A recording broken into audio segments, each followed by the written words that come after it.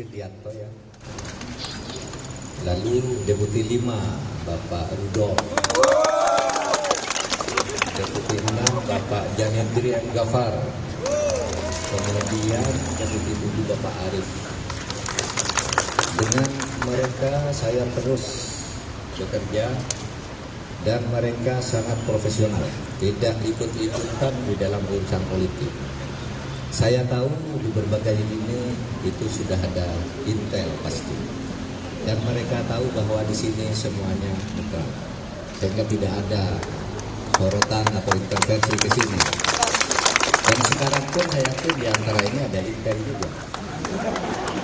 Nggak apa-apa, itu tugas negara. Waktu saya jadi Menhan dulu, intel itu adalah keperluan negara untuk melindungi negara. Oleh sebab itu saya suka kemana-mana kalau diikuti intel itu, saya suka dan saya perlu merasa perlu diikuti oleh intel agar yang saya sampaikan itu terekam dengan benar. Dan itu sudah saya tunjukkan. Kemenko Polhukam alhamdulillah netral, tidak ada cawe-cawe dalam urusan politik. Ini pertahankan. Saudara harus independen. Gimana saya tahu? Kalau saya ke daerah, itu ada saudaranya, pegawai sini, ada orang tuanya, ada pamannya. Dia bercerita, anak saya kerja di kantor bapak, tapi dia tidak mau ikut-ikutan meskipun punya sikap politik yang jelas. Itu bagus. Jadi saya tahu bahwa paman-paman, saudara, bibi, adik, kakak itu banyak yang datang ke saya memberitahu bahwa Anda bekerja di kantor Menko Polhukam, tapi oleh Menkonya dilarang ikut politik. Itu bagus, itu supaya dipertahankan. Saudara, Menko Polhukam ini sedang tumbuh menjadi sebuah kementerian yang kuat. Kita tahu karena fungsinya hanya sebagai koordinator, terkadang tidak mampu berkomunikasi dan mengorkestrasi ke bawah. Karena Menko itu tidak ada undang-undang sendiri, tapi kalau undang-undang kejaksaan ada undang-undang kejaksaan, TNI ada undang-undang TNI, polisi ada undang-undang Polri, semua ada undang-undangnya sendiri, punya kewenangan. Ini tidak mudah seorang Menko itu nyentuh, tapi alhamdulillah 4 tahun terakhir itu berjalan dengan baik. Bisa kita lakukan hal-hal yang sulit dilakukan dalam bingkai politik, bingkai hukum formal, tapi secara organisatoris bisa kita lakukan, dan terkadang kita bisa ngambil alih persoalan agar bisa selesai dengan baik. Saudara sekalian, sekali lagi kepada para pejabat eselon 1, jadi eselon 1A itu sebenarnya ada 2 yang sudah lunak.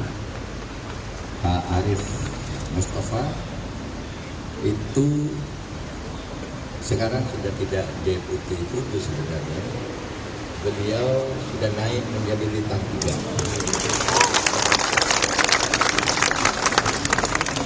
Mana orangnya Pak Arif?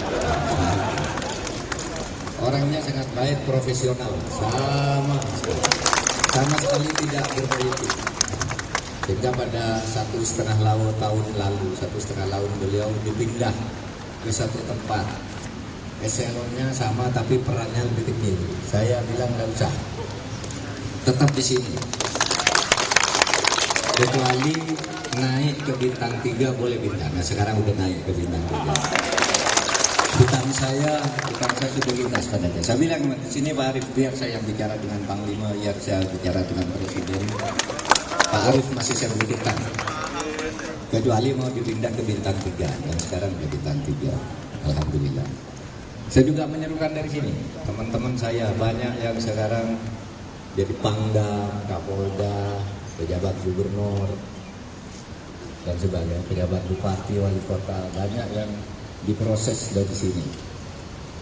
Bekerjalah baik-baik, tidak usah mendukung saya, profesional aja. Saya tahu banyak yang merasa terikat hatinya karena bersama saya lalu sekarang satu tempat. Saya bilang kalau saya ke sana Anda nggak usah nemuin, karena Anda pejabat pemerintah, aparat, sedangkan saya datang sebagai politikus, calon wakil presiden. Jadi itu nggak usah ketemu saya, bekerja saja baik-baik, jaga Indonesia ini dengan sebaik-baiknya. Saudara, pada dasarnya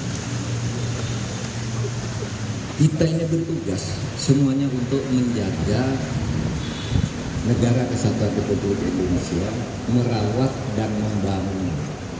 Kita itu cuma bagi posisi, ada yang di kantor, ada yang di lapangan, ada yang di pusat, ada yang di daerah. Itu semangatnya harus sama, menjaga negara kesatuan Republik Indonesia yang besar ini. Jangan dikotori oleh kerakusan. Karena kemerdekaan ini telah menjadi berkah bagi kita. Saya bilang, yang sering saya katakan di sini, coba Anda bayangkan, Indonesia itu mempunyai pulau 17.508 pulau.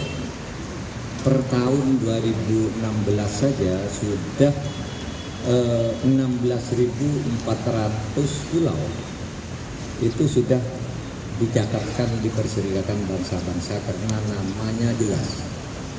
Masih ada pada waktu itu sekitar 1.108 pulau yang belum dicatatkan di Perserikatan Bangsa-Bangsa karena pulaunya ada, namanya belum ada, tapi letak koordinatnya sudah dilaporkan ke sana. Nah ini sangat besar, 17.500 pulau. Ini adalah salah satu negara yang paling banyak pulaunya. Dan kalau kita bicara jumlah penduduk, Indonesia ini negara demokrasi terbesar ketiga. Sudah India, Amerika, kita. RRQ lebih besar lagi, tapi dia bukan negara demokrasi. Ya campur-campuran lah itunya. Tapi kita terbesar dengan 276 juta nih. Kalau kita tidak maju rugi, dan kita sekarang sedang menyongsong sebuah era di mana Indonesia itu akan menjadi sebuah negara besar di tahun 2045. Ini bukan hanya pengelolaan keterampilan yang bisa mengantar ke situ, tapi juga politik yang benar, politik yang demokratis, pejabat yang penuh pengabdian, tidak rakus terhadap kekayaan alam milik negara dan bangsa kita, tidak rakus juga terhadap jabatan-jabatan publik. Dikonsentrasikan, dibagi secara baik. Negara ini kaya raya, tidak akan kurang kalau kita ini mau jujur dan adil. Nah, saudara sekalian, ya minggu depan saya tidak tahu saudara berolahraga dengan siapa hari Jumat depan. Paling tidak Pak Sesmen akan memimpin olahraga. Teruslah berolahraga. Ya, tapi yang terpenting dari itu teruslah bekerja dengan penuh kejujuran. Tidak boleh culas. Tidak boleh culas. Saudara, setiap keculasan itu akan menimbulkan akibat buruk bagi siapapun. Hanya nunggu waktu. Tidak ada sejarahnya orang hebat yang culas di dunia ini selamat. Dari, ya taruhlah kalau yang percaya Tuhan dari tindakan, hukuman dari Tuhan. Tapi tidak, kalau yang tidak percaya, yang agnostik itu tidak ada yang selamat dari bimbingan alam semesta. Oleh sebab itu hati-hati, setiap keculasan itu hanya menambah tumpukan-tumpukan penderitaan yang akan terjadi nanti pada saatnya. Coba lihat aja, saudara yang masih muda-muda nih nggak tahu, dulu Pak Harto itu hebatnya sudah kayak setengah Tuhan gitu. Dulu kalau Pak Harto berdehem gitu, semua ikut berdehem, saking takutnya. Pak Harto dulu pernah ada krisis Lombok, lalu Pak Harto kampanye merakyat nanam Lombok, terus rapat kabinet disuguhi tempe, diserai Lombok, para menteri sudah makan Lombok. Pak Harto makan Lomboknya pura-pura, Tapi menterinya makan lombok beneran, sampai merah matanya. Begitu kuasanya Pak Harto pada waktu itu. Ya. Nah, begitu pun Pak Harto jatuh, semua orang dekatnya pada lari sesudah beliau jatuh. Itulah pun di mana-mana. Kecuali orang mau berhati-hati dan menghitung diri. Saya minta saudara netral. Saudara nanti pilihan saudara sikap politik, nanti saudara pilih sendiri, tapi kepada masyarakat netral. Kamu jangan milih ini, jangan bisa ngomong. Saudara milih sendiri aja, pilih oleh siapa saja yang diyakini oleh saudara. Jangan terbawa oleh arus, karena kekuasaan itu bergilir. Kekuasaan itu bergilir, pasti ada saatnya akan terjadi pergantian.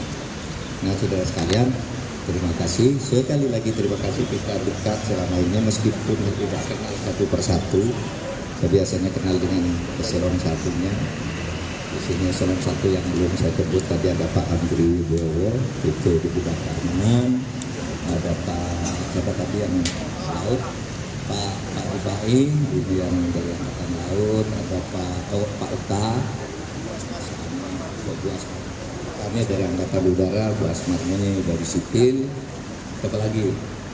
Dan mulai hari ini staf khusus saya akan saya pecat semua untuk ikut saya.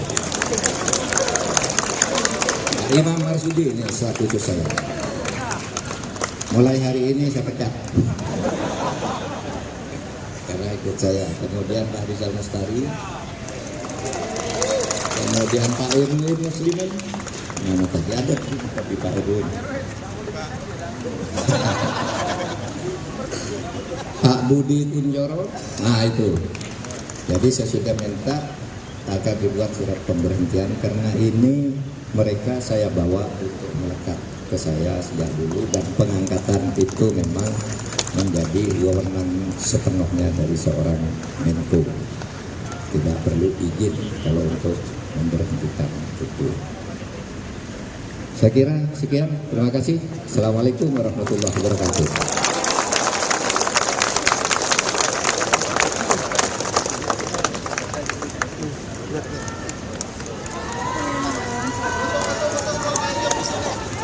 Di sini kita foto bersama.